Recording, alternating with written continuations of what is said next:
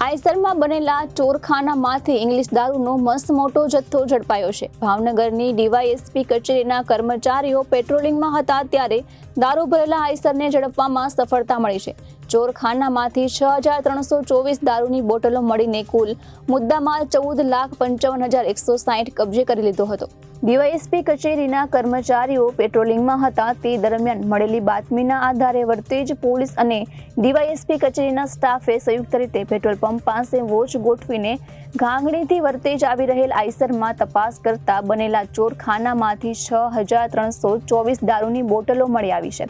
કુલ મુદ્દામાલ 14,55,160 કબજે કરી લીધો છે અને આઈસરનો ચાલક જગદીશ દિનેશભાઈ નંદેસરિયાને ઝડપી લેવામાં આવ્યો હતો, જ્યારે એક આરોપી નાસી છૂટ્યો હતો। ત્યારબાદ વર્તેજ પોલીસ સ્ટેશનમાં જગદીશ દિનેશભાઈ નંદેસરિયા, કાળુભાઈ, પ્રવીણભાઈ, શામજીભાઈ રાઠોડ, ભૂરાભાઈ અને આઈસરના માલિક સામે ધોરણસર વર્તેજ પોલીસ સ્ટેશનમાં ગુનો નોંધીને આગળની કાર્યવાહી હાથ ધરી છે। Reporter Firoz Malek, ABC news, Bhavnagar.